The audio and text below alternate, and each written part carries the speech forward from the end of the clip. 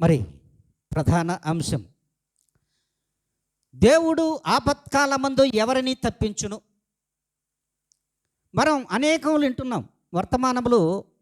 దేవుడు ఒక్కొక్క ఆదివారం ఒక్కొక్క రీతిగా దేవుడు మాట్లాడుతున్నాడు మనతో. మరి ఈ దినం దేవుడు ఏమంటున్నాడంటే, ప్రభువైన యేసుక్రీస్తు వారు ఆపత్కాలమందు ఎవరిని తప్పిస్తాడు.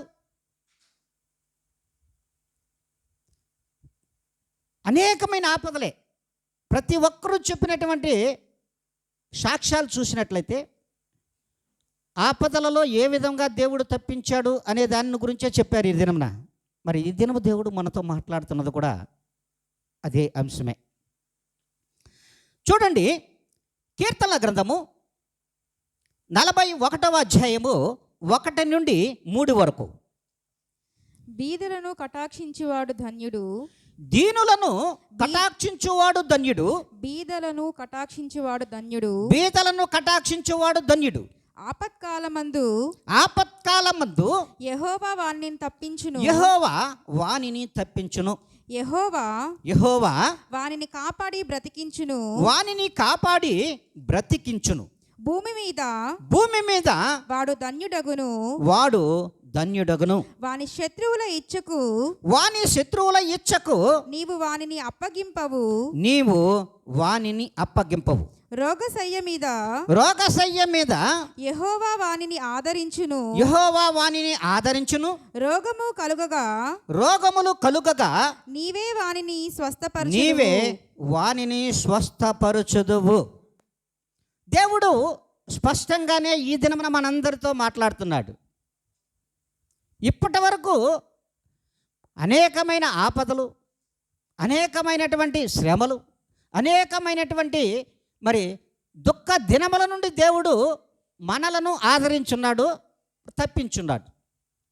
మరి ఈ రీతిగా దేవుడు మాట్లాడుతుండగా మరి ఇంకొక దగ్గర ఏమంటాడంటే, మరి చూడండి, జకర్యా గ్రంథంలో 2వ అధ్యాయము 13వ లేఖనములో మనతో మాట్లాడుతున్నాడు.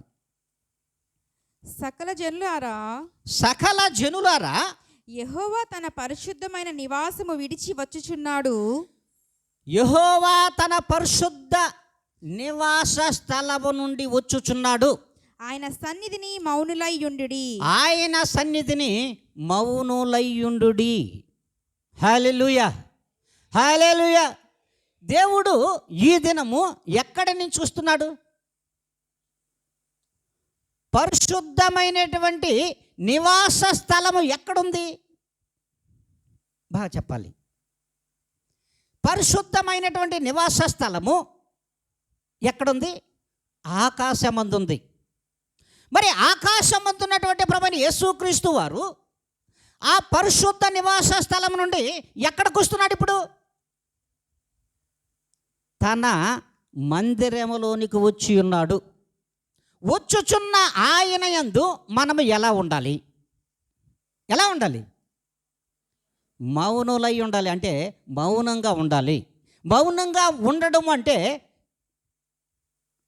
ఉంటే సరిపోద్దా? మౌనంగా ఉండమన్నాడు. మౌనముగా ఆయన మాటలను ఆలకించబట్టున్నాడు.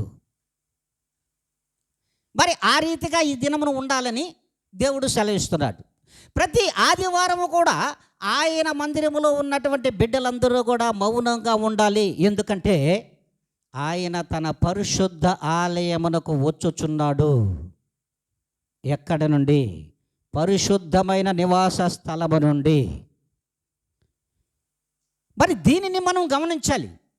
దేవుడే మనల్ని మౌనులై ఉండండి మందిరములో అంటుంటే మనం ఏం చేస్తున్నాం?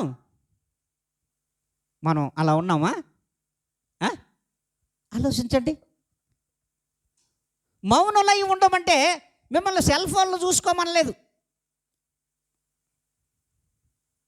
మౌనులై ఉండమంటే పక్క వారితో గిల్లుకొని మాట్లాడమనలేదు. మౌనులై ఉండడం అంటే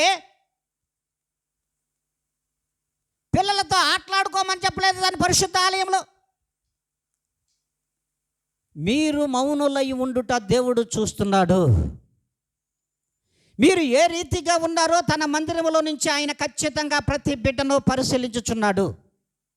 మరి అందుకే స్పష్టంగానే చెప్పాడు. మరి మౌనంగా ఉన్నటువంటి మనము ఇప్పుడు ఏ వర్తమానమును వింటున్నాం? ఎలాంటి వర్తమానమును దేవుడు మాటలు ఇస్తున్నాడు, మాట్లాడుతున్నాడు, ఆ మాటలు వినగలగాలి. ఇక్కడ మీరు అనుకున్నట్లుగా మీ కాపరి మాట్లాడడు, మీ సేవకుడు మాట్లాడాడు, దేవుడే మాట్లాడుతున్నాడు తన వాక్యం ద్వారా. ఆయన మాట్లాడుతున్నప్పుడు మనం ఎలా ఉండాలి? మౌనులై ఉండాలి. మీ కళ్ళను దేవుని ఎదుట నిలబెట్టాలి. మీ హృదయానికి దేవుని వాక్యము అత్తుకునే విధముగా ఆ వాక్యము వినగలిగే చెవులను కలిగి ఉండాలి. గ్రహించగలిగే హృదయాన్ని కలిగి ఉండాలి. మరి ఆ రీతిగా మనం ఉన్నామా లేదా? ఒక్కసారి ఆత్మ పరిశీలన చేసుకోండి. మరి దేవుడు సూటిగా మాట్లాడుతున్నాడు. ఎవరిని తప్పిస్తాడు? మరి అలాగే ఎవరిని బ్రతికిస్తాడు? ఎవరిని మరి ఆదరిస్తాడు? ఎవరిని స్వస్థపరుస్తాడు? మరి ఎవరిని దేవుడు రక్షిస్తాడు? ఎవరిని దేవుడు రక్షిస్తాడు? ప్రభువైన యేసుక్రీస్తు వారు ఈ లోకానికి వచ్చి బీదలను కటాక్షించాడు, దరిద్రులను దరి చేర్చుకున్నాడు, అస్వస్థత కలిగిన వాళ్ళకి స్వస్థపరిచాడు. మరి ఇంకను అనేకమైన అపాయముల నుండి దేవుడే ఈ లోకమునకు వచ్చి తప్పించాడు. చనిపోయిన వారిని కూడా దేవుడే బ్రతికించాడు. మరి ఈయన ప్రభువైన యేసుక్రీస్తు వారు మరి ఏ రీతిగా ఉన్నాడన్నాలి? ఇక్కడ బేదలను కటాక్షించు వాడై ఉన్నారు, వారు ధన్యులు. వీరు ప్రభువైన యేసుక్రీస్తులో తన జనులు ఉన్నట్లయితే, మౌనముగా ఆయన మాటలు విన్నట్లయితే వారి హృదయములు ఎలా ఉంటాయంటే బేదలను కటాక్షించే వారిగా ఉంటారు అంటాడు. బీదలను కటాక్షించే వారిగా ఉంటారు కనుకనే వారిని నేను ఆదరిస్తాను. ఆ బీదలను ఎవరైతే కటాక్షిస్తున్నారో వారిని నేను ఆదరిస్తాను. ఆ బిడ్డలకు ఏ హాని కూడా రానియకుండా వారితోడుండి వారిని నేను నడిపిస్తాను. అంతేకాదు వారి అస్వస్థతలను నేనే తీసివేస్తాను. వారి ప్రాణాపాయము నుండి కూడా నేను తప్పించగలవడను. కనుకనే ఆయన జనులైనటువంటి మనము ఏ రీతిగా ఉండాలి? ఇప్పుడు ఏ రీతిగా ఉండాలి? బేదలను కటాక్షించే వారిగా ఉండాలి. దిక్కులేని వారిని దరి చేర్చే వారిగా ఉండాలి.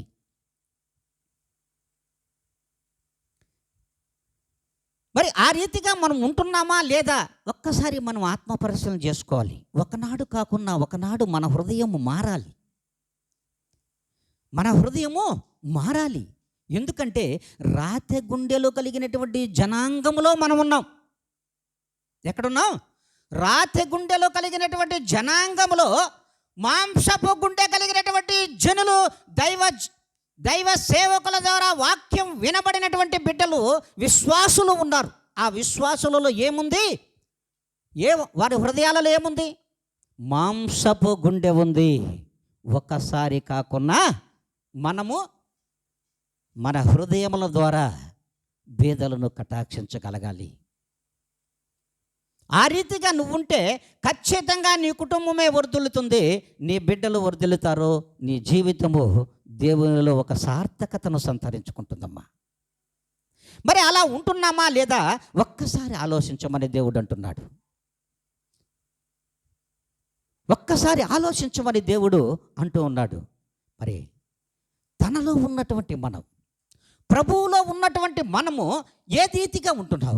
ఏ రీతిగా మనం జీవిస్తున్నాం? ఎలా ఉంటున్నాం? ఏ రీతిగా మనం జీవిస్తున్నాము? ఎందుకంటే దేవుడు ప్రభువైన యేసుక్రీస్తు వారు దయా దాక్షిణ్యపూర్ణుడు. యెహోవా దయా దాక్షిణ్యపూర్ణుడు. ఆయనకు పుట్టినటువంటి, ఆయన నడిపించినటువంటి ఆ కుమారుడే ఉన్నాడే ప్రభువైన యేసుక్రీస్తు వారు. ఎలాంటి దయా దాక్షిణ్యపూర్ణుడే కాకుండా దీర్ఘశాంతము వహించు దేవుడై ఉన్నాడు. అంతేకాదు బీదలను కటాక్షించడానికి, దరిద్రులను దరిచేర్చడానికి, పాపులను రక్షించడానికి, ఆపత్కాలమందు తన జనులకు విడుదలను దయచేయడానికి, శ్రమలలో నుండి మనలను ఆయనేందు నీతిమంతులుగా నడిపించడానికి వచ్చినటువంటి దేవాతి దేవుడు ప్రభువైన యేసుక్రీస్తు వారు. రెండు విషయాలు గమనించాలి ఇక్కడ. యెహోవా దయా దాక్షిణ్య పూర్ణుడై ఉన్నాడు. మరి ప్రభువైన యేసుక్రీస్తు వారు ఏమై ఉన్నాడంటే, ఇప్పుడు అర్థం చేసుకోండి, బీదలను కటాక్షించు వాడై ఉన్నాడు. ఆ బీదలను కటాక్షించు వాడై ఉన్నటువంటి ప్రభువైన యేసుక్రీస్తులో మీరున్న ఎడల మీరేమవుతారు? మీరు కూడా దయా దాక్షిణ్యములు కలిగిన వారుగా ఉంటాడు. ఆయన ఆత్మ మీలో ఉంది కనుక మీరు కూడా ఏ రీతిగా ఉండాలంటున్నాడు? దయా దాక్షిణ్య పూర్ణులుగా మిమ్మల్ని కూడా ఉంటున్నాడు. మిమ్మల్ని కూడా ఉండమంటున్నాడు. మరి ఉంటున్నామా? ప్రియమైన దేవుని బిడ్డలారా, ప్రియమైన విశ్వాసులారా, విశ్వాసులతో దేవుడు స్పష్టంగానే మాట్లాడుతున్నాడు. ఆ దయా దాక్షిణ్య పూర్ణుడైనటువంటి ఆ ప్రభువైన యేసుక్రీస్తు అతి దీర్ఘశాంతము వహించి మన శ్రమల నుండి మనకు విడుదలను దయచేసి తన అత్యంత ప్రేమను మనపైన కనపరిచిన ఆ దేవునిలో ఉన్న మనము ఎంత ప్రేమ కనపరచాలో ఒకసారి ఆలోచించండి. ఎంత దయను ఇతరుల పట్ల మనం కనపరచాలో చూడండి. మరి ఎంతమందిని మనం బీదలను ఆదరించగలిగే వారిగా ఉంటున్నామో ఒక్కసారి ఆలోచించండి. మరి దేవుడే స్పష్టంగా మాట్లాడుతున్నటువంటి మాట. మరి ఆ రీతిగా మనము ఎలా ఉంటున్నాం? ఏ రీతిగా మనం ఈ లోకంలో జీవిస్తున్నాం? మనలో ఆ విశ్వాసము దేవుని యందు ఉంటే, ఆ నమ్మకము దేవునిలో ఉంటే, ఆ నమ్మకమైన ప్రభువైన యేసుక్రీస్తును మన హృదయములో ఆయనను నింపుకుని ఉంటే ఖచ్చితంగా మనము కూడా ధన్యకరమైన జీవితాన్ని దేవుడు ఇవ్వడానికి సిద్ధంగా ఉన్నాడు. ఆ సిద్ధపాటు కలిగినటువంటి జీవితాలు మనలో ఉన్నాయా? ఆలోచించండి. ఆ సిద్ధపాటు కలిగినటువంటి జీవితం మనలో కనిపిస్తుందో లేదో ఒక్కసారి ఆలోచించమని దేవుడు అంటున్నాడు. మరి అదే రీతిగా చూడండి, జెఫన్యా గ్రంథము 3వ అధ్యాయము 17వ లేఖనము. జెఫన్యా, నీ దేవుడైన యెహోవా నీ మధ్య ఉన్నాడు, మన మధ్యలో ఉన్నాడు. ఆయన శక్తిమంతుడు, ఆయన మిమ్మును రక్షించును, ఆయన మనలను రక్షించును, ఆయన బహు ఆనందముతో నీ యందు సంతోషించును, నీ యందు నీ యందు తనకున్న ప్రేమను బట్టి శాంతము వహించి నీ యందలి సంతోషము చేత ఆయన హర్షించును. హల్లెలూయా, హల్లెలూయా. ఎందుకు హర్షించాలి దేవుడు? ఎందుకు సంతోషించాలి దేవుడు? ఎందుకు ఆనందించాలి దేవుడు? స్పష్టంగా చూడండి, దేవుడు స్పష్టంగానే మాట్లాడాడు మనతో. మరి మనము సంతోషించే వారిగా ఉన్నామా? మరి కనీసం ఆనందించే వారిగానైనా మనం కనిపిస్తూ ఉన్నామా? చూడండి, ఆయన మనం ఎంత స్పష్టంగా మనతో మాట్లాడినా మనం మాత్రం అప్పుడప్పుడు అటొక అడుగు ఇటొక అడుగు వేస్తాం. ఆ అడుగులు వద్దు అంటున్నాడు దేవుడు. నీ దేవుడైన యెహోవా ఎక్కడున్నాడు ఇప్పుడు? మన మధ్యలో ఉన్నాడు. మన మధ్యలో ఉన్నటువంటి ఆయన మరి ఎలాంటి వాడు? శక్తిమంతుడై ఉన్నాడు. మరి అంతే విధముగా మరి మిమ్మును రక్షించువాడై ఉన్నాడు. అంతేకాకుండా బహు ఆనందముతో మరి ఎక్కువగా సంతోషిస్తాడంట నీ యందు తనకున్న ప్రేమను బట్టి. ప్రతి జనము మీద ప్రభువైన యేసుక్రీస్తు వారి ప్రేమ ఉందయ్యా, ఇందులో మర్చిపోవలేదు. మరి మన మీద ఉన్నటువంటి ఆ ప్రేమను బట్టి మన యందలి ఆయన సంతోషమనే కాకుండా ఆనందముతో కూడా హర్షిస్తాడు అంటున్నాడు. మరి ఎందును బట్టి? యెహోవా దయా దాక్షిణ్య పూర్ణుడైనటువంటి దేవుడు మన మధ్యలో ఆయన నివాస స్థలమునకు వచ్చి ఉన్నాడు, పరిశుద్ధ మందిరంలో ఉన్నాడు. ఉంటున్నటువంటి ఈయన మిమ్మలను చూసి ఏ విధంగా సంతోషించాలి? మనలో ఏ దయ దాక్షిణ్యములు ఉన్నాయని దేవుడు సంతోషించాలి. ప్రతి విశ్వాసతో కూడా మాట్లాడుతున్నాడు దేవుడు. ఆయన ఏమన్నాడు? నేను దయా దాక్షిణ్య పూర్ణుడును, మరి నేను బీదలను కటాక్షించే వాడై ఉన్నా, మరి బీదలను కటాక్షించే వారిగా మీరున్నారా? మీరున్నారా? మీరుంటేనే కదా నేను సంతోషించాలి. మీ యందు నాకు అమితమైనటువంటి ప్రేమ ఉంది. ఆ ప్రేమతో మీ యందు నేను హర్షించాలి, సంతోషించాలి, ఆనందించాలి. ఆనందించాలి అన్నప్పుడు మీరు ఎలాగా ఉండాలి? మీ యొక్క ప్రవర్తనలో ఏ రీతిగా ఉండాలి? మీ యొక్క జీవితాలను ప్రభువులో ఏ రీతిగా మలుచుకోవాలి? బాగా ఆలోచించాలి. ఏ రీతిగా మలుచుకోవాలి? ప్రేమ కలిగినటువంటి జీవితం మనలో ఉండాలి. దయ కలిగినటువంటి జీవితం మనలో ఉండాలి. బీదలను, దిక్కులేని వారిని, అనాథలను, విధవరాండ్రను వీరిని దరి చేర్చుకునే గుణము కావాలి, ఆదరించే గుణము కావాలి. మరి ఇవన్నీ మనలో ఉంటేనే కదా దేవుడు సంతోషిస్తాడు. ఉన్నాయా? ఒక్కసారి ప్రతి హృదయం మీద చేయి వేసుకొని మీరే ఆత్మ పరిశీలన చేసుకోండి అంటున్నాడు. మీరే ఆత్మ పరిశీలన చేసుకోండి. మనము ఎలా ఉన్నామో ఒక్కసారి జ్ఞాపకం తెచ్చుకోండి. మరి నిన్నటి వరకు మనం ఎలా ఉన్నాం? నిన్నటి వరకు ఎవరినైనా సరే ఒక్కరినైనా ఆదరించగలిగామా? ఒకరికైనా ఒక ముద్ద పెట్టగలిగామా? ఆకలి అన్నవాడికి ఆకలి తీర్చగలిగామా? ఆలోచించండి అమ్మా. అదే కదా దయ అంటే. మరి ఆ దయా దాక్షిణ్య పూర్ణుడైనటువంటి ప్రభువైన యేసుక్రీస్తుకు నేను వారసుడని అని చెప్పుకున్నప్పుడు ఆ దయ మీలో ఉందా? సార్వత్రిక సంఘములలో ఉన్నటువంటి ప్రతి బిడ్డతో మాట్లాడుతున్నాడు, ప్రతి సేవకునితో మాట్లాడుతున్నాడు, ప్రతి కాపరితో కూడా దేవుడు మాట్లాడుతున్నాడు. అంతేకాదు అంతర్జాతీయ ప్రసంగికులతో కూడా దేవుడు మాట్లాడుతున్నాడు. ఈ దినమున మీలో ఎక్కడిదా దయ? నా ప్రభువైన యేసుక్రీస్తు వారు దయా దాక్షిణ్య పూర్ణుడు, ఆయన ప్రేమ కలిగిన దేవుడు. ఆయన మన మీద తనకున్న ప్రేమను బట్టి మన యందు ఆయన హర్షించాలి, సంతోషించాలి, ఆనందముతో ఆయన ప్రతి నిత్యము మనల్ని బట్టి హర్షించాలి అన్నప్పుడు మన జీవితం ఈ లోకంలో ఉండాలి, ఏ రీతిగా ఉండాలి, మన బ్రతుకులు ఏ రీతిగా ఉండాలి దేవుడు అంటున్నాడు. ఏ రీతిగా ఉండాలి? ఉన్నవాడిని ప్రేమించమనలేదు దేవుడు. ఉన్నవాడినే ప్రేమించు, ఆయన దగ్గర చేర్చుకో, ఆయనకి మేలు చేయమని దేవుడు అనలా. బేదలను నువ్వు కటాక్షించు. నువ్వు ఎంత పెద్ద సేవకుడు అయినా కావచ్చు,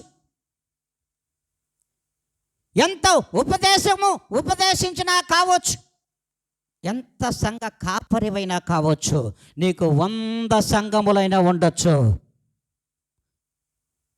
అతి పెద్ద మినిస్ట్రీలైనా ఉండొచ్చు. నువ్వు బీదలను దరి చేర్చలేకపోతే, వారిని పేద కటాక్షము లేకపోతే నువ్వు దయా దాక్షిణ్య పూర్ణుడుకు వారసుడు కానేరవు. ఆ దయా దాక్షిణ్య పూర్ణుడు ప్రభువైన యేసుక్రీస్తు వారికి నువ్వు ఏ మాత్రము కూడా వారసుడు కాలేవు, విశ్వాసివి కూడా కాలేవు. అందుకే దేవుడే స్పష్టంగా మాట్లాడుతున్నాడు. ఆ రీతిగా నువ్వు ఉన్నావో లేదో పరిశీలన చేసుకో, లేకపోతే ఈ దినమునైనా నువ్వు మారమని దేవుడు అంటున్నాడు.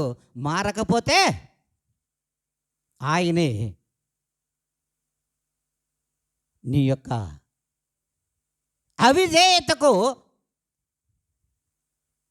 ప్రతీకారాన్ని కూడా దేవుడే ఇస్తానంటున్నాడు. మరి దేవుడు స్పష్టంగానే మాట్లాడుతున్నాడు ఈ దినమున. చూడండి, యెహెజ్కేలు గ్రంథము 44వ అధ్యాయము 16వ లేఖనము. వారే నా పరిశుద్ధ స్థలములో ప్రవేశింతురు, వారేగా నా పరిశుద్ధ స్థలములో ప్రవేశింతురు. పరిచర్య చేయుటకై పరిచర్య చేయుటకై వారే నా బల్ల యొద్దకు వత్తురు. నా బల్ల యొద్దకు వత్తురు. వారే నేను అప్పగించిన దానిని కాపాడుదురు. వారే నేను అప్పగించిన దానిని కాపాడుదురు. హల్లెలూయా. ఇదే ప్రభువగు యెహోవా వాక్కు.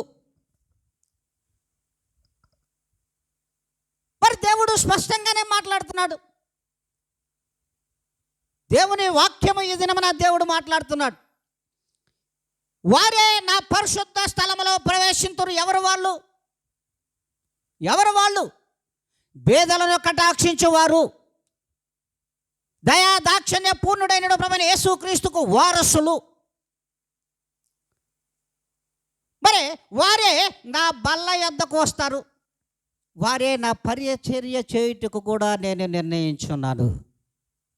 ఎవరైతే దయా దాక్షిణ్య పూర్ణుడ ప్రభువైన యేసుక్రీస్తు వారికి వారసులుగా ఉంటారో ఆ వారసులు పేదలను కటాక్షిస్తారు, దరిద్రులను దరి చేర్చుకుంటారు, అనాథలను విధవరాండ్రకు సహాయం చేస్తారు.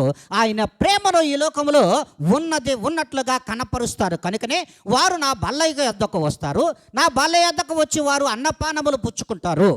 అంతేకాదు, నేను అప్పగించిన దానిని కాపాడుదురు. హల్లెలూయా, హల్లెలూయా. దేవుడే స్పష్టంగా మాట్లాడుతున్నాడు.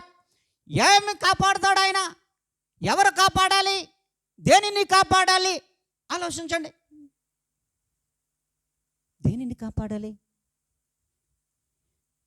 యెహోవా నామమును ఘనపరిచే వారిగాను, ఆయన ఈ లోకమునకు మన రక్షణార్థమై నడిపించినట్టు ప్రభువైన యేసుక్రీస్తు నామమును ఘనపరిచే వారిగాను, మరి ఆ యొక్క నామమునకు చెడ్డ పేరు లేకుండా ఆ యొక్క నామాన్ని ఎల్లవేళలా కాపాడుతానని దేవుని వాక్యం సెలవిస్తుంది. ఎవరు కాపాడుతారు తెలుసమ్మా? ఇప్పుడు అర్థమైందా మీకు? ఎవరు తన నామాన్ని కాపాడుతారు? ఎవరైతే ఆ యొక్క యెహోవాకు, ఆ యొక్క ప్రభు అయిన యేసుక్రీస్తు యందు విశ్వాసము చేత నమ్మకము చేత దయాదాక్షిణ్య పూర్ణులై ఉండి బీదలను కటాక్షించు వారేయండి, వారిని దరిచేర్చుకుని వారేయండి, వారు ధన్యులు కనుక వారు ఆయన మందిరములో ఆయన బల్ల యొద్దకు వచ్చి అన్నపానములు పుచ్చుకొని మరి ఆయన ఇచ్చినటువంటి గొప్ప నామమును ఘనపరిచేవారుగాను ఆ నామాన్ని కాపాడేవారిగా ఉంటారు. యెహోవా నామమును ఘనపరిచేవారిగాను ప్రభువైన యేసుక్రీస్తు అనే ఉన్నతమైనటువంటి అన్ని నామముల కన్నా ఉన్నతమైన ప్రభువైన యేసుక్రీస్తు నామమును కాపాడేవారిగా ఉంటారు.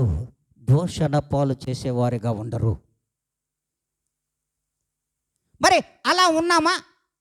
ఆలోచించండి. అలా మనం ఉన్నామా? గట్టిగా చప్పట్లు కొట్టండి నిద్రపోయేవాళ్ళు. మరి ఇప్పుడు కొట్టండి గట్టిగా చప్పట్లు. మరి ప్రభువైన యేసుక్రీస్తు యొక్క ఉన్నతమైన అన్ని నామముల కన్నా ఉన్నతమైన ఆ నామమును కాపాడేవారుగా ఉంటాము. ఇక మీదట ఉంటామన్న వాళ్ళు కొట్టండి చప్పట్లు గట్టిగా. నాకు వినబడ్డాలి, నాకు కొంచెం చెవుడులే, ఇంకా గట్టిగా కొట్టాలి. మరి దేవుడు స్పష్టంగా మాట్లాడుతున్నటువంటి ఈ మాటలు మనం వింటున్నామా, ఆలకిస్తున్నామా? ఒకసారి ఆలోచించడమ్మా, ఒకసారి ఆలోచించండి. మరి అంతేకాదు, నిన్ను విమోచించినవాడు, నిన్ను రక్షించినవాడు, పాతాళములో నుండి కూడా నీ ప్రాణాన్ని విడిపించే దేవుడు. అంతేకాదు, మృత్యువు నుండి కూడా నిన్ను రక్షించగలిగిన దేవుడు. అందుకే దేవుడు అంటాడు ఒక లేఖనములో, ఓ మరణమా నీ ముల్లెక్కడ?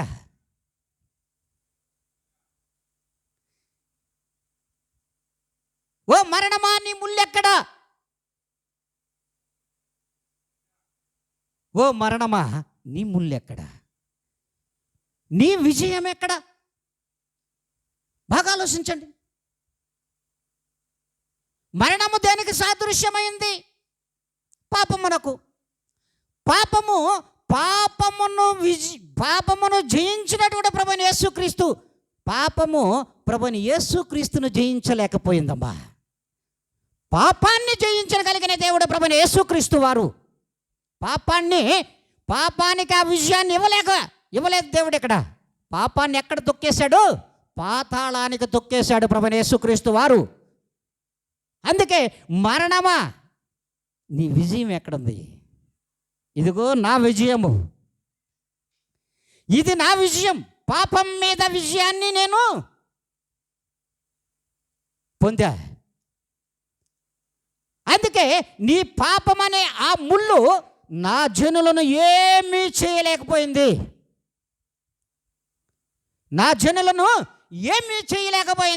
ఆ పాపాన్ని జయించి ప్రేమను పంచిన దేవాతి దేవుడు నేను ప్రభువైన యేసుక్రీస్తు వారిని సూటిగా మనతో మాట్లాడుతున్నాడు. ఆయన మృత్యువు నుండి తప్పించగలిగిన దేవుడు, మరణం నుండి రక్షించగలిగిన దేవుడు, పాతాళములో నుండి కూడా నిన్ను విడిచిపెట్టకుండా ఆయన పరలోక రాజ్యములకు నడిపించుకుంటున్నటువంటి దేవుడు. మరి నిన్ను ఆయన రక్తమును తన మీద కార్చి మీలో ఉన్న పాపము మరణముల ముళ్ళును విరిచివేసి విజయాన్ని మీకును సమకూర్చినటువంటి దేవుడు. మరి అలాంటి దేవుడు నిన్ను ఎప్పుడు కూడా పాతాళంలో కూడా విడిచిపెట్టాడంట. అక్కడ నుంచి కూడా నిన్ను సరాసరి పరలోక రాజ్యానికి తీసుకుపోవడానికి ఆయన రెడీగా ఉన్నాడు. మరి మనం రెడీగా ఉందామా? ఏముంటాంలే సార్, ఇదే కదా, ఏముందాం పాస్టర్ గారు. మరి దేవుడు స్పష్టంగానే మాట్లాడుతున్నాడు. మనం వినడంలోనే లోపం ఉంది. అందుకే నువ్వు మౌనమై తన నివాసంలో ఉండమని స్పష్టంగానే చెప్పేశాడు ఆయన. నువ్వు మౌనమై తన నివాసంలో ఉంటే ఆయన మాటలు నీకు వినబడతాయి.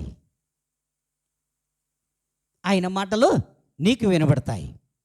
మరి అందుకే దేవుడు ఈ విషయాన్ని స్పష్టంగా తెలియజేస్తున్నాడు. కానీ ఒక్క విషయాన్ని గట్రా మనం మర్చిపోతున్నాం. ఒక విషయాన్ని అయితే మాత్రం మనం మర్చిపోతున్నాం. మనం మర్చిపోయేది ఎలాంటి విషయమో చూడండి. జకర్యా గ్రంథము 7వ అధ్యాయము 6వ లేఖనము. మరియు మీరు ఆహారము పుచ్చుకొనినప్పుడు స్వప్రయోజనమునకే కదా పుచ్చుకొంటిరి. మీరు పానము చేసినప్పుడు స్వప్రయోజనమునకే కదా పానము చేసితిరి. మీరు స్వప్రయోజనానికే కదా పానము చేశారు. చాలమ్మా. మనము ప్రతిదినము ఆహారం తీసుకుంటున్నాం. దేని కొరకమ్మా? మన శరీరం కోసం. బాగుంది. మరి మనము నీళ్లు కూడా త్రాగుతున్నాం. దేనికోసం? ఆ ఆహారం అరిగి మనకు జీర్ణమై శరీరానికి శక్తి వస్తే లోకం మీద తిరగొచ్చని. హల్లెలూయా! లోకం మీద తిరగొచ్చని, లోకాన్ని జయించొచ్చని. అంతే కదా? కానీ దేవుడు అది కదమ్మా చెప్పింది ఇక్కడ. మీరు ఆహారమును పుచ్చుకుంటున్నది, మీరు పానమును చేస్తున్నది ఎక్కడికి వచ్చి చేస్తున్నారు? విశ్వాసులు తన బల్ల యొద్దకు వచ్చి చేస్తున్నారు. బల్ల యొద్దకు వచ్చి చేయడానికి కారణం ఏమిటి? మా యొక్క జీవితాలు పాప మరే మరణములో నరకములో పడిపోకుండా, అయ్యా నీ యందు మేము స్థిరముగా జీవించాలి, సజీవులుగా మీ పరలోక రాజ్యములో ఉండాలని ఆ స్వార్థంతోనే కదా తీసుకుంటున్నాము. హల్లెలూయా! హల్లెలూయా! కదా? ప్రతి విశ్వాసి కూడా దీనిని ఆలోచించాలి. ఇందులో ఉన్న మర్మాన్ని కూడా మనం తెలుసుకోగలగాలి. మనము దేని కొరకు తీసుకుంటున్నాము? మన స్వప్రయోజనమే. అంటే బయట తింటున్న ఆహారం కూడా స్వప్రయోజనం కొరకే. మరి ఆయన బల్ల యొద్దకు వచ్చి ఆయన శరీరమును తింటున్నది కూడా స్వప్రయోజనం కొరకే. ఎందుకంటే మరణం అనే నరకంలో పడిపోకుండా, అయ్యా నా స్వప్రయోజనం కొరకు నీ పరలోక రాజ్యంలో ఉంచు. హల్లెలూయా! పరలోక రాజ్యంలో ఉంటు. అంటే ఆ పానము చేస్తున్నది కూడా చూడండి, వట్టి శరీరం నుంచి ప్రభువైన యేసుక్రీస్తు ఆగిపోలేదు. అయ్యా నా రక్తమును కూడా తాగండి, మీలో జీర్ణించుకునేటువంటి మీరు నా యందు దయా దాక్షిణ్య పూర్ణులై ఉండండి. హల్లెలూయా! అలా ఉంటే ఖచ్చితంగా మీ స్వప్రయోజనము ఈ లోకంలోనే కాదు, పరలోకంలో కూడా మీ స్వప్రయోజనమే. హల్లెలూయా. పరలోకంలో కూడా మీ యొక్క స్వప్రయోజనం కొరకే తీసుకుంటున్నారమ్మా, వేరే దానికోసము తీసుకోవడం లేదు. మరి స్పష్టంగా చెప్తున్నాడు ఆయన, లోకం అనుసారంగా శరీరాహారం చూస్తే శరీరాన్ని ఆరోగ్యం కొరకు తీసుకుంటున్నారు, తాగడం చూస్తే ఆహారం అరగడానికి జీర్ణించుకోవడానికి మీ శరీరానికి శక్తి కోసం తీసుకుంటున్నారు, అది కూడా మీ స్వప్రయోజనమే. అలాగే మరి నా యొద్దకు వచ్చి విశ్వాసులందరూ కూడా అన్నపానములు పుచ్చుకుంటున్నారు, సార్వత్రిక సంఘములో ఉన్న ప్రతి బిడ్డ కూడా ఆదివారం వచ్చి నా బల్ల యొద్దకు వచ్చి అన్నపానములు పుచ్చుకుంటున్నారు, ఇది కూడా మీ స్వప్రయోజనముకే. హల్లెలూయా, హల్లెలూయా. ఇది కూడా మీ స్వప్రయోజనము కొరకే ఇచ్చా. అంటే నరకములో పడిపోకుండా, మరణమునకు తావివ్వకుండా, మీ యొక్క జీవితాలలో మరణము అనగా పాపమునకు మీరు దాసోహం అనకుండా,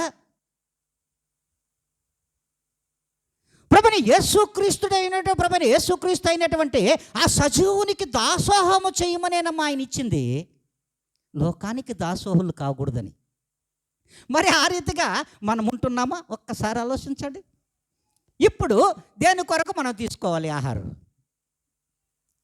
అన్నపానములు దేని కొరకు పుచ్చుకోవాలి? స్వప్రయోజనం కొరకే కదా. మరి దీన్ని మర్చిపోయాం మనం, దీనిని మనం మర్చిపోతున్నాం. అసలు ఆయన బల్ల యొద్దకు వచ్చి అన్నపానములు పుచ్చుకుంటున్నది మన స్వప్రయోజనం కొరకే, దేవుని యొక్క ప్రయోజనం కొరకు కాదు మీరు తీసుకునేది. మనము తీసుకుంటున్నది దేవునికి ఏదో ప్రయోజనము చేకూర్చాలని మాత్రము ఆయన బల్ల యొద్దకు వచ్చి అన్నపానములు పుచ్చుకోవడంలే, నీ స్వప్రయోజనము కొరకే అన్నపానములను పుచ్చుకుంటున్నావు.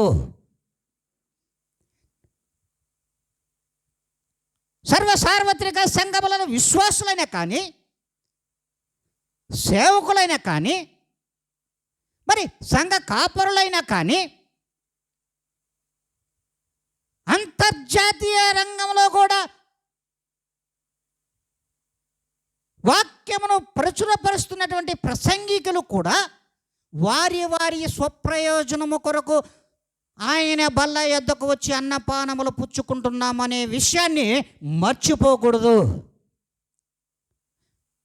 ఆ అన్నపానములు పుచ్చుకుంటున్నటువంటి వీరు ఆ దయాదాక్షిణ్య పూర్ణుడైనటువంటి ప్రభువైన యేసుక్రీస్తుకు వారసులనే విషయం కూడా మర్చిపోకూడదు.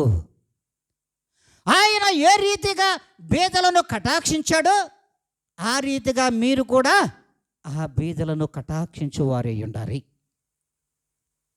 అప్పుడు మాత్రమే మీ అన్నపానములు మీ స్వప్రయోజనములకు ఉపయోగపడతాయి. మీరు పరలోక రాజ్యములోకి ప్రవేశించడానికి ఉపయోగపడతాయి. మరి ఆ రీతిగా మనం ఉన్నామా? ఆలోచించాలి, బాగా ఆలోచించండి. మరి ప్రభువైన యేసుక్రీస్తు వారు మన ఈ లోకంలోకి వచ్చాడు. వచ్చిన మన యొద్దకు వచ్చినటువంటి ఆయన ఏ మార్గంలో వచ్చాడు? ఏ మార్గంలో వచ్చాడు ప్రభువైన యేసుక్రీస్తు వారు? చెప్పండి. ప్రభువైన యేసుక్రీస్తు వారు ఏ మార్గంలో భూలోకంలోకి వచ్చాడు? ఏ మార్గంలో వచ్చాడు? మానవ రూపేణ. Very good. కానీ ఆయన ఒక మార్గాన్ని ఎంచుకున్నాడు. సార్వత్రిక సంఘములలో విశ్వాసులందరికీ కూడా చెప్తున్నటువంటి మాటే, ఆయన ఏదో రక్షణ పొంది ఆయన బల్ల యొద్దకు వచ్చి అన్నపానంలో పుచ్చుకుంటున్నటువంటి ప్రతి బిడ్డతో మాట్లాడుతున్నటువంటి మాటే, నేను ఏ మార్గంలో ఈ లోకానికి వచ్చాను? ఏ మార్గంలో వచ్చాడు? నీతి మార్గంలో వచ్చాడు. అనీతి మార్గంలో రాలేదు నా ప్రభువైన యేసుక్రీస్తు వారు, నీతి మార్గంలో ఈ లోకానికి వచ్చాడు. అది ఎక్కడుంది సార్? మరి ఆయన ప్రేమను కనపరచడానికి వచ్చాడు. ఆ ప్రేమ నీతివంతమైనది ఉండాలి. దురాశ అనే ప్రేమతో ప్రభువైన యేసుక్రీస్తు వారు ఈ లోకానికి రాలేదు. అనీతి అనే మార్గంలో ప్రభువైన యేసుక్రీస్తు రాలేదు, నీతి మార్గంలో వచ్చాడు. ఆ నీతి మార్గంలో మనము నడిచేవారిగా ఉన్నామా? ఆలోచించాలి. ఆ నీతి మార్గంలో మనమును నడిచేవారిగా ఉన్నామా? ఈ వాక్యం ఎక్కడ ఉంది సార్? ఒకసారి ఎత్తుక్కుంటే బాగుంటుంది అనుకున్నావా? ప్రియమైన దేవుని బిడ్డలారా, మత్తయి సువార్త 21వ అధ్యాయం 32వ లేఖనంలో ఉంటుందమ్మా, తర్వాత చదవండి. మరి ఒకసారి చూసుకోండి, రాసుకోండి కావాలంటే. మరి ఆ నీతి మార్గంలో వచ్చినటువంటి ఆ దేవునికి ఎవరు వారసులుగా ఉండాలి? ఆయన విశ్వాసులైనటువంటి మనము వారసులుగా ఉండాలి. ఆయన ఎందు విశ్వసించే ఆయన యొక్క బల్ల ఎద్దకు వచ్చి అన్నపానములు పుచ్చుకుంటున్నటువంటి మనం వారసులుగా ఉండాలి. ఆ నీతి మార్గంలో మనము నడవాలి. ఆ నీతి మార్గమును ఇతరులకు తెలియచేయాలి. ఆ రీతిగా ఉంటున్నామా? ప్రియమైన దేవుని బిడ్డలారా, ప్రియమైన విశ్వాసులారా, ప్రతి ఆదివారము ఆయన మందిరంలో మౌనులై ఉంటున్నాం, వాక్యముని వింటున్నాం. కానీ పెడచెవిని పెట్టి పెడదారిన లోకానుసారమైన జీవితాలు జీవిస్తూ ఉన్నావు. ఇది సరికాదు తల్లి అంటున్నాడు. ఇది సరికాదు అంటున్నాడు దేవుడు. మరి ఆనాడు ఆయన జనులు అసలు నమ్మల, సుంకరులు నమ్మారు, వేశ్యలు నమ్మారు. వేశ్యలను సుంకరులను అనేక మంది ఆయన నమ్మారు కనుకే వారు నీతి మార్గంలో నడిచారు. ఆ నీతిని ఏ దినము కూడా విడిచిపెట్టలేదు.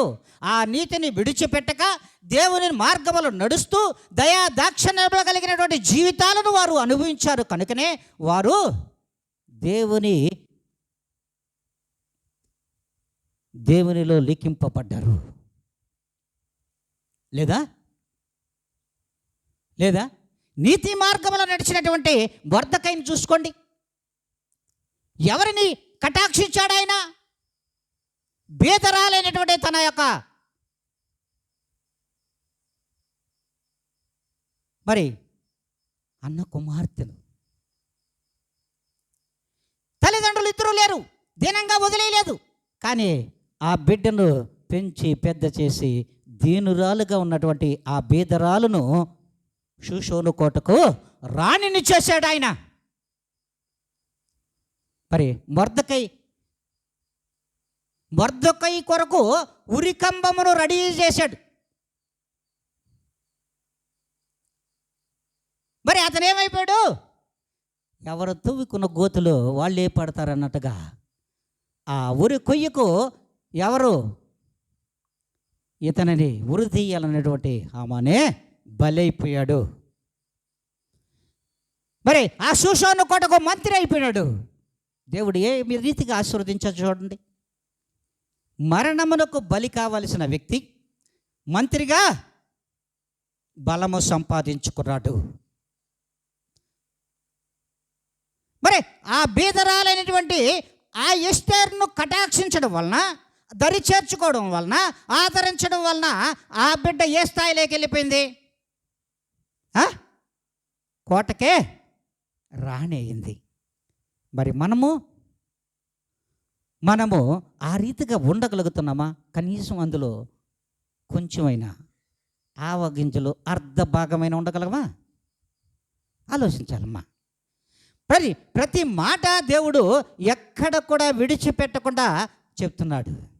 మనలో పశ్చాత్తాపం లేదు, మనలో ప్రేమ లేదు, క్షమించే గుణాలు లేవు, ఆదరించే గుణాలు లేవు, బేదలలో కనికరించే గుణాలు లేవు. కానీ ఆ దయా దాక్షిణ్య పూర్ణుడైన ప్రభువైన యేసుక్రీస్తు వారికి మాత్రమే వారసులము. హల్లెలూయా, హల్లెలూయా కూడా చెప్పరా? మరి ఆ దయా దాక్షిణ్య పూర్ణుడికి మాత్రం మనం వారసులుగా ఉండాలి. ఏది న్యాయం? ఆలోచించాలి. ఏది న్యాయం? ఎలాంటి న్యాయం మనలో ఉంది? ఎలాంటి నీతిలో మనము అడుగులు వేస్తున్నాం? ఆ నీతి మార్గమున వచ్చిన ప్రభువైన యేసుక్రీస్తు వారికి మరి ఆ నీతి మార్గంలో మనం నడిపించాలని వచ్చాడు ఆయన. ఆ నీతి మార్గమును ప్రక్కన పెట్టి అనీతి మార్గం అనే లోకానుసారమైన జీవితంలోకి వెళ్ళిపోవడం వల్ల మన బ్రతుకులు చిందరాబందరం అయిపోతున్నాయి. మరి దేవుడు ఆ రీతిగానే మనం మాట్లాడుతున్నాడు. కానీ మనం ఈ రీతిగా వింటాం, మరి వదిలేస్తాం. ఇక నుండైనా వాక్యంలోకి వెళ్ళండి, వాక్యాన్ని చూడండి, వాక్యంతో నడవండి అని దేవుడు అంటున్నాడు. మరి చూడండి, మార్కు శుభవార్త 12వ అధ్యాయం 44వ లేఖనంలో వచనంలో మాట్లాడుతున్నాడు. వారందరూ వారందరూ తమకు కలిగిన సమృద్ధిలో నుండి వేసిరి గాని వారికి కలిగిన సమృద్ధిలో నుంచి వేసిరి కానీ ఈమె ఈమె తన లేమిలో తనకు తనకు కలిగినదంతయు అనగా తన జీవనమంతయు వేసినని చెప్పెను. తన జీవనమంతయు వేశారు. హల్లెలూయా, హల్లెలూయా. ఇక్కడ చూడండి, ధనవంతులు ఉన్నవారు వారికి వచ్చిన దానిలో అంతో కొంత ఆయన కానికేసింది దేవుని సన్నిధిలో. కానీ ఈ బేదరాలు ఉందే, తన కలిమిలో కూడా, కష్టములో కూడా, కలిమంటే కష్టములలో, శ్రమలో కూడా ఏమేసిందని చూపించాడు అక్కడ. కానుకని చెప్పలే అక్కడ. ప్రభుని యేసుక్రీస్తు వారు సూటిగానే మాట్లాడాడు. ఏమని చెప్పాడు? తన జీవనమంతా, తన బ్రతుకునే ప్రభుని యేసుక్రీస్తుకి ఇచ్చేసింది. అదమ్మా, అది చూపిస్తున్నాడు ఇక్కడ. మరి ఆ బీదరాలు స్థితి ఎలా ఉందో చూడండి. నీకున్న దానిలో నువ్వు పెట్టావు ఆ బీదరాలని దగ్గర చేర్చుకున్నావు. కానీ ఆ బీదరాలకున్న జీవనమంతా, జీవితం అంతా, అంటే బ్రతుకునంతా కూడా ప్రభువైన యేసుక్రీస్తునందు కుమ్మరించేసింది. మరి ఇక్కడ ఎవరు ధన్యులైనారు? ఉన్నవాడా లేనివాడా? ఆ బీదరాలు ధన్యురాలు అయిపోయింది. ఆ బీదరాలను ప్రత్యేకంగా దేవుడు గుర్తు చేసుకుంటున్నాడు ఇక్కడ. ఆ బీదరాలను గురించి ప్రత్యేకంగా దేవుడు గుర్తు చేస్తున్నాడు. తన కలిమిలో కూడా సర్వమును, జీవనమంతయు అంటే తన జీవనానికి సంబంధించినంత కాదు, తన బ్రతుకునే ప్రభువైన యేసుక్రీస్తుకు వేసేసింది. మరి ఆ రీతిగా మనం ఉంటున్నామా? మనకు కలిగిన దానిలోనే కదా పేదలను ఆదరించమంటున్నాడు. నీకు కలిగిన దానిలోనే కదా పేదలను కటాక్షించమంటున్నాడు. ఆ దిక్కులేని వారిని కటాక్షించమంటున్నాడు. మరి మనకు కలిగిన దానినే పెట్టలేకపోతున్నామే. మరి ఆ కలిగిన దానిని ఎవరికి పెట్టమంటున్నాడు? బేదలకు, దీనులకు, దరిద్రులకు పెట్టమన్నాడు. ఆ పెట్టడం వలన వారిలో ఎవరిని చూడాలి? నువ్వు దేవుణ్ణి చూస్తావు. మరి నువ్వు పెడుతున్నది దేవునికే కదా. మరి ఆ మందిరంలోకి వచ్చిన ఆ బీదరాలు తన జీవనమంతా వేసేసింది ప్రభువైన యేసుక్రీస్తు వారికి. రెండు విషయాలు మర్చిపోకూడదు. నీకు కలిగిన దానినే దేవునికి పెడుతున్నావు. ఆ పెట్టేది ఎవరికి పెట్టమన్నాడు? బీదలకు పెట్టమన్నావు. బీదలకు పెట్టడం వల్ల వారిలో ఎవరిని చూస్తావు? యేసును చూస్తావు. మరి ఆ బీదలు ఎవరిని చూస్తున్నారు ఇక్కడ? వారి జీవితాన్నే ప్రభువైన యేసుక్రీస్తుకు సమర్పించుకుంటున్నారు. ఆ బీదలు సమర్పించుకోవడం వలన బాగా ఆలోచించాలి. ఆ బీదలు నువ్వు పెట్టిన దానిని వాళ్ళు అనేక మందికి చెప్పుకుంటారు. అనేక మందికి చెప్పుకుని వారి జీవితాన్ని ప్రభువుకు సమర్పించుకుంటారు. వారు బ్రతుకుని ఈ సమర్పించుకున్నటువంటి ఈ జీవితం అంతా రౌండ్ తిరిగి ఎక్కడికి వస్తుంది? ఆశీర్వాదం నీ దగ్గరకు వస్తుంది. హల్లెలూయా. ఆ ఆశీర్వాదం ఎక్కడికి వస్తుందో చెప్పండి? నీ దగ్గరకు వస్తుందమ్మా. అదేమ్మా దేవుడు చెబుతున్నది. వాక్యమును కరెక్ట్గా అర్థం చేసుకోలేక, అందులో ఉన్న మర్మాలను గ్రహించలేక మనం ఏదో ఆలోచించుకుంటావు. కాదమ్మా, నువ్వు బీదలను కటాక్షించడం వల్ల దేవుడు గణపరచబడుతున్నాడు. ఆ బీదలు తిరిగి నువ్వు ఎవరినైతే గణపరుస్తున్నావో ఆ దేవుని దగ్గరకు వచ్చి తన జీవితాన్నే సమర్పించుకుంటున్నారు. ఈ సమర్పించుకున్నటువంటి ఈ జీవితాన్ని బట్టి, ఈ బీదరాల యొక్క జీవితాన్ని బట్టి ఎవరు గణపరుస్తున్నారు? ప్రభువైన యేసుక్రీస్తు వారు గణపరచబడుతున్నారు. గణపరచబడుతున్న ప్రభువైన యేసుక్రీస్తు వారు నిన్ను ఆశీర్వదిస్తున్నాడమ్మా. నిన్ను ఆశీర్వదిస్తున్నాడు. ఎంత మర్మాన్ని ఒక్క అక్షరంలో పెట్టాడో చూడండి మీరు. దానిని మనం గ్రహించలేకపోతున్నామే. అంటే దేవుడు స్పష్టంగా తెలియజేస్తున్నాడమ్మా. ఆ స్పష్టమైనటువంటి జీవితం మనలో కావాలి. అస్పష్టమైన జీవితాలకు లోను కావద్దు అంటున్నారు. అస్పష్టమైనటువంటి జీవితాలు ఈ లోకంలో ఉన్నాయే తప్ప ఆ అస్పష్టమైనటువంటి జీవితాలకు మీరు బలి అవ్వద్దు. బేదలను కటాక్షించే వారై ఉండండి. ఆ బేతల ద్వారా దేవుడు మహిమపరచబడుతున్నాడు. మహిమపరచబడుతున్నటువంటి ఆ దేవుని యొక్క ఆశీర్వాదము మీ అందరికీ సంప్రాప్తిస్తుంది. హల్లెలూయా, హల్లెలూయా. దేవుడు అంటున్నాడు, మరి ఆ రీతిగా ఆ బేదలను మీరు జ్ఞాపకం చేసుకునే వారిగా ఉండండి. బేదలను జ్ఞాపకం చేసుకునే వారిగా ఉండండి. వారి ద్వారా నిన్ను దేవుడు జ్ఞాపకం చేసుకుంటాడు. మరి ఆ రీతిగా ఉంటున్నామా మనం? ఉన్నామా లేదా ఒక్కసారి ఆలోచించండి. లేదు అంటే ఈ దినమునైనా అయినా మీ యొక్క ప్రవర్తనను మార్చండి, మీ యొక్క తీరును మార్చండి, మీ నడవడికను మార్చండి, మీ యొక్క మార్గములను నీతి మార్గములుగా సరిచేయండి. మిమ్మల్ని మీరు సరి చేసుకోండి. మరి దేవుడే మాట్లాడుతున్నాడు ఇక్కడ. మరి అందుకే దేవుడు అంటున్నాడు, మరి ఆ రీతిగా మన హృదయాలు ఏ విధంగా ఉండాలో, మన హృదయాలను ఏ విధంగా మార్చుకోవాలో కూడా దేవుడు తెలియజేస్తున్నాడు. యోహాను శుభవార్త 14వ అధ్యాయము 1వ లేఖనము. మీ హృదయమును కలవరపడనీయకుడి. దేవుని యందు విశ్వాసముంచుచున్నారు. నా యందును విశ్వాసముంచుడి. ఎవరి యందు విశ్వాసం వస్తున్నాం మనం?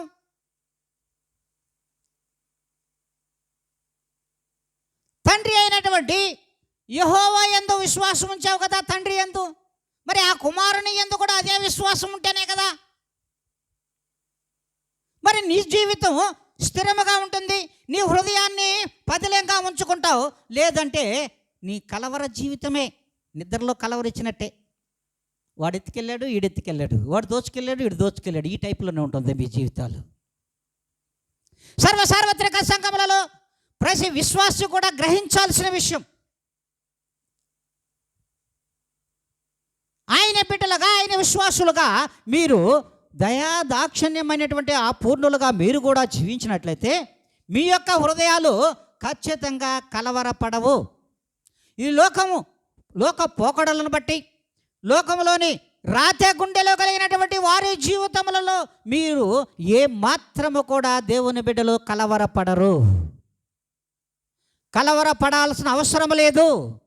నాకు బాగలేదు, నాకు జబ్బు ఉంది, నాకు అనారోగ్యం ఉంది, నాకు శ్రమలు ఉన్నాయి, నాకు దేవుడు ఏమీ లేదు, నాకు దేవుడు ధనధాన్యములు ఇవ్వలేదు, నాకు నా నడక సరిగా లేదు, అసలు నేనే సరిగా లేననే కలవరం అవసరమే లేదు నీకు అంటున్నాడు.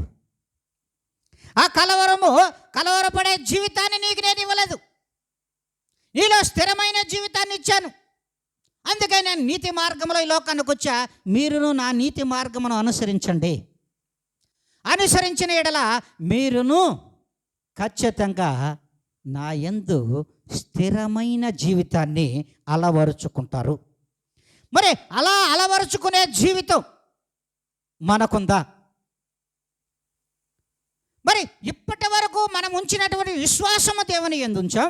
విశ్వాసము దేవుని యందు ఉంచడమే కాకుండా అది సరిపోదు, తన కుమారుని యందు నమ్మకము కలిగినటువంటి విశ్వాసము కూడా కావాలి. ఇరువురి యందు కూడా విశ్వాసం ఉన్నట్లయితే, ఆ నమ్మకం ఉన్నట్లయితే, ఆయనందు స్థిరముగా నీ యొక్క మనసు హృదయమును నిలపగలిగినట్లయితే నీకు ఈ లోకంలో కలవరపడే జీవితం అస్సలే ఉండదంటున్నాడు. ఆ కలవరము నీకు అవసరము లేదంటున్నాడు. మరి ఆ విశ్వాసము మరి ఉందా? ప్రభువైన యేసుక్రీస్తునందు విశ్వాసం ఉన్నట్లయితే ఖచ్చితంగా నువ్వు బేదలను కనుకరిస్తావుగా, బేదలను దరిచేర్చుకుంటావుగా. దరిచేర్చుకున్నటువంటి నీవు దేవుని ఆశీర్వాదమును పొందుతావుగా. ఆశీర్వాదమును పొందిన నీవు దేవుని సరసన ఉంటావుగా, ఆయన మార్గంలోనే నడుస్తావుగా. ఎంత ఉందో చూడండి, ఎంత చెప్తున్నాడు ఆయన. మరి ఆ నీతి మార్గమును నువ్వు కూడా అనుసరిస్తావు కదా. అనుసరించే నువ్వు మరి నా యొక్క మార్గంలో వస్తున్నటువంటి నీవు నేను ఎవరినైతే కటాక్షించానో, ఎవరినైతే ఆదరించానో, ఎవరినైతే ప్రేమించానో, ఎవరి మీద అయితే విశ్వాసం చూపానో, ఎవరి పాపమునైతే కడిగానో, ఆ పాపముల నుండి కూడా వారిని నువ్వు విడిపించగలవుగా. నువ్వు విడిపించగలవుగా. నీవు నీ యందు నా మాటలు నిలిచి ఉండేలా ఎంతో మేలు. ఆ నిలిచి ఉన్నటువంటి ఆ మాటలు ఆ బీదలకు నువ్వు చెప్పడం వల్ల, ఆ దరిద్రులకు నువ్వు చెప్పడం వల్ల వారికి ఎంతో మేలు కలుగుతుంది. ఈ మేలు కలగడం వల్ల మొట్టమొదటగా మేలు పొందేవారు ఎవరు? ఇడా విశ్వాసులే కదా, మీరే కదా. మరి దీనిని ఎందుకు గ్రహించలేకపోతున్నాం మనం? ఎందుకు మరి మనం అలవర్చుకోలేకపోతున్నాం? మరి ఆ రీతిగా మనం ఉంటున్నామా? ఆపత్కాలమంతా మిమ్మల్ని తప్పిస్తానంటున్నాడు, రక్షిస్తానంటున్నాడు, అయినా కూడా మనము తప్పిపోతున్నాం. అందుకే మీరు కలవరపడాల్సిన అవసరం లేదు. నా యందు ఉన్నటువంటి మీరు ధన్యులైనటువంటి మీరు కలవరపడాల్సిన అవసరం ఏంది? ఇందులో కలవరపడక కనికరించును ఆయన అంటున్నాడు దేవుడు. నువ్వు కలవరపడాల్సిన అవసరం లేదు. ఆ బేదల మీద నీ కనికరమును చూపో చాలు. ఆ కనికరమును చూపగలిగిన నీవు ఖచ్చితంగా దేవుడు నీ ప్రతి పాపము నుండి తప్పిస్తాడు, ప్రతి అపాయము నుండి తప్పిస్తాడు, ఆపత్కాలము నుండి తప్పిస్తాడు. మరి పాతాళములో నుండి కూడా నిన్ను విడిపిస్తాడు. మరి అలా ఉన్నామా లేదో ఒక్కసారి చూడండి. మరి అందుకే ప్రభువుల వారు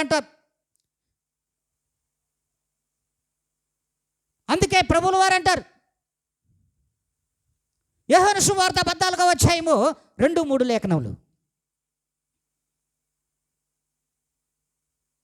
నా తండ్రి ఇంట అనేక అనేక నివాసములు కలవు.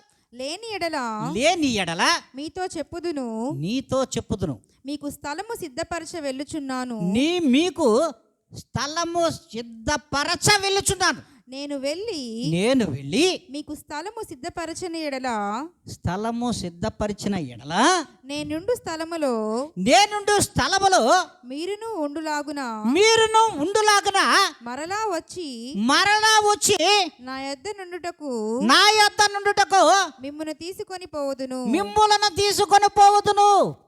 ప్రియమైన విశ్వాసి, దేవుడు స్పష్టంగా తెలియజేస్తున్నాడు, నా యందు మీరు ఉన్న ఎడల మిమ్ములను ఒంటరిగా ఇక్కడ విడిచిపెట్టి వెళ్ళను. విశ్వాసపరమైనటువంటి జీవితం మీలో ఉంది కనుక నా తండ్రి యొద్దకు నేను వెళ్ళి, ఆ తండ్రి యొద్ద అనేక నివాసములు ఉన్నాయి పరలోక రాజ్యములో. ఆ పరలోక రాజ్యములో ఒకవేళ నివాసములు లేకపోయినా, బాగా ఆలోచించాలి మీరు, తండ్రి కుడి పార్శ్వమున కూర్చొని ఎందుకు విజ్ఞాపన చేస్తున్నారని మీరు అనుకుంటున్నారు? ఇదిగో నా బిడ్డలు భూలోకంలో అనేక మంది నన్ను విశ్వసించి నా నీతి మార్గమును నడిచి బీదలను కటాక్షించి వారిని దరి చేర్చుకొని వారికి కావలసినది ఇచ్చి నా బిడ్డలు నా యందు విశ్వాసముతో జీవిస్తున్నారు కనుక వారికి ఇదిగో ఈ పరలోక రాజ్యములో నివాసములు కావాలి.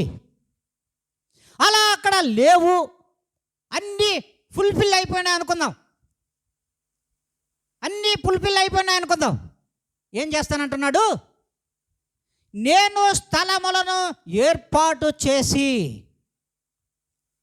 మీకు కావలసినటువంటి స్థలములను అక్కడ ఏర్పాటు చేసి మరలా మీ యొద్దకు నేను వచ్చి మిమ్మలను తీసుకుని పరలోక రాజ్యమునకు వెళ్ళి మీకు కేటాయించిన స్థలములలో నీకు మీ యొక్క నివాసములలో మిమ్మలను చేరుస్తాను. హల్లెలూయా! ఎంత విశాల హృదయమమ్మా దేవునిది, ఎంత ప్రేమ కలిగిన హృదయమమ్మా దేవునిది,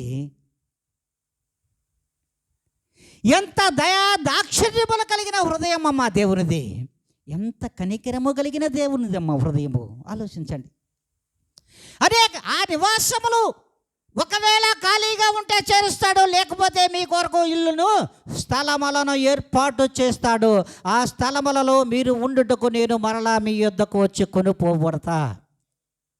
మిమ్మలను మరలా నేను పరలోక రాజ్యమునకు కొనిపోతాను. అప్పటి వరకు మీరు నా యొక్క నీతి మార్గమును విడువక, నేను కనపరిచిన దయా దాక్ష్యములను ఏ రీతిగాను విడువక, బేదల యందును మీరు కనికరమును కలిగిన వారై మరి వారిని ఆదరించు వారై ఉండాలని దేవుడు సూటిగా ఈ దినమున తెలియజేస్తూ ఉన్నాడు. మరి ఆయన తెలియజేస్తున్న మాటకు ఏ మాత్రము కూడా మనం మరి చెవి యొగ్గడం లేదు, చెవి యొగ్గుటలేదు. అందుకే నా మందిరములో మీరు నివాసమున్నప్పుడు మౌనులయ్యుండుడి. మౌనులై ఉన్నాడల్లా నా వాక్యము మీకు వినబడుతుంది, హృదయముతో గ్రహిస్తారు అంటున్నాడు. అందుకే దేవుడు అంటాడు, స్పష్టంగానే దేవుడు అంటున్నాడు, I am with you always. నేను సదాకాలము మీతో ఉన్నాను. నేను సదాకాలము మీతో ఉన్నా. మరి ఆయన మనతో సదాకాలం ఉన్నాడు. మనం ఆయనతో సదాకాలము ఉంటున్నామా? ఉంటున్నామమ్మా? ఉంటున్నామా? ఆలోచించాలి. లేం, ఆలోచించాలి బాగా. ఆయన మనతో సదాకాలం ఉన్నాడు. మరి మనము మాత్రము సదాకాలము ఆయన నీతి మార్గమును అనుసరించలేకపోతున్నావు. సదాకాలం ఉండవలేదు. ఈ లోకంలో బ్రతికినన్ని దినములన్నా ఆయన ఇచ్చిన ఆయుష్కాల దినమునకు సార్థకత అయినా కూడా మనం కూర్చుకోలేకపోతున్నావు. ఈ కొద్ది కాలమైనా సరే ఆయన యందు నమ్మకం, విశ్వాసము కలిగినటువంటి జీవితాలు, నీతి మార్గములో మనం పయనించినట్లయితే ఖచ్చితంగా ఆ దయా దాక్షిణ్యపూర్ణుడు ప్రభువైన యేసుక్రీస్తుకు మనము వారసులుగాను వారసురాళ్ళుగా ఉండిపోతాం. అందుకే ఆయన స్పష్టంగా తెలియజేసినటువంటి మాట, దేవుడు ఎవరిని ఆపత్కాలములలో తప్పిస్తాడు? బేదలను కటాక్షించేవాడు, దరిద్రులను దరిచేర్చుకుని వాడిని ఆపత్కాలములలో వారిని విడిపిస్తానంటున్నాడు. మరి ఆ రీతిగా ఈ దినము నుండి అయినా సరే ఆ నీతి మార్గం ఎంచుకోమని సర్వసార్వత్రిక సంఘములతోనూ ఈ బేతేలు బెతెస్దా సంఘములో ఉన్న ప్రతి బిడ్డతో కూడా మాట్లాడుతున్నటువంటి దేవుని మాటలు మీలోను మనలోను అందరిలో వెయ్యింతలుగా నీరుగట్టి పల్లింప చేయనుగాక దేవాతి దేవుడు. హల్లెలూయా, హల్లెలూయా. అందరూ